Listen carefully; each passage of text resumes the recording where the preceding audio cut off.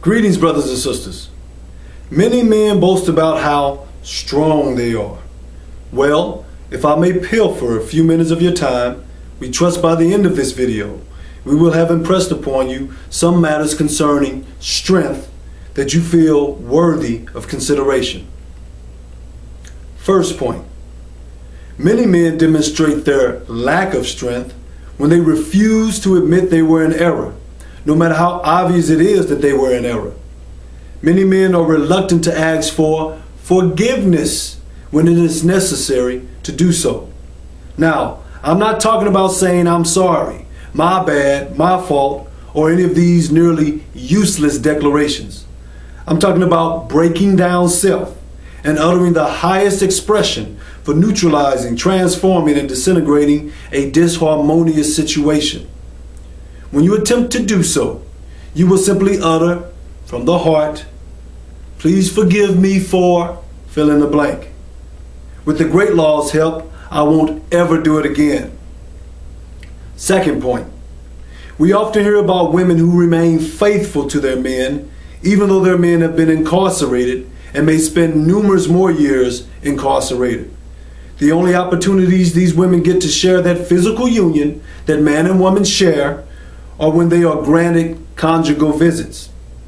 Currently, only 6 states allow conjugal visits, or extended family visits, as the system is now called.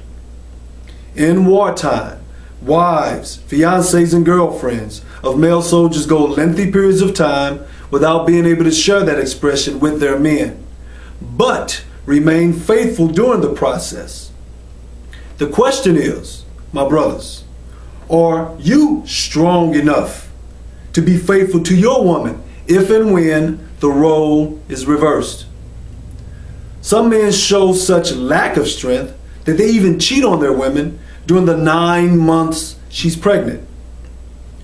Third point, some men simply cannot intelligently deal with knowing their women are momentarily engaged with another man. With other men, I should say. These men have difficulty dealing with even seeing their woman in close proximity to other men, talking on the phone with other men, socializing with male coworkers, attending nighttime engagements and other events where there are men present, among other situations. Some men, even if they know you're the cousin or nephew of his woman, are still uncomfortable with you hugging her. Sometimes these women are rudely interrogated afterwards. "Who was that?" "I told you, John. That's my nephew." "Who the bleep was he?" "I told you twice already, Pernell. He's my cousin." Now, this brief commentary is certainly not exhaustive. These last 2 examples I'm going to use for demonstrating the lack of strength of men are most disconcerting. Some men respond to their women's constant verbalization or nagging, as some men would term it, with physical violence. This is most certainly not the action of men who are strong. It is extremely sad to know that each year thousands of men impregnate their women, and upon learning this, immediately abandon their women and their progeny. Again, these are not the actions of men of strength. So, what is true strength? What makes a man strong, as many like to boast? True strength is demonstrated by the degree of self-control man exerts over that which might cause his emotional pot to boil or arouse his carnal nature. True strength is resisting the urge to cheat on your woman, although circumstances may prevent the two of you from sharing that physical expression for the time being. If a man is truly strong, he doesn't worry about the man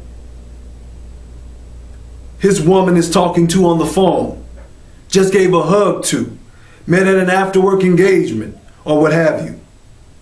My brethren, be grateful she's doing it in plain view instead of under the cloak of darkness. My brethren, if you want to prove you're strong, again, as many of us like to boast about, lift your mind to deal with her, not your hand or fist. Run to the store when she's pregnant, not out of town. In closing, once again, the primary purpose of this message is to solicit your consideration for what it is truly meant to be strong.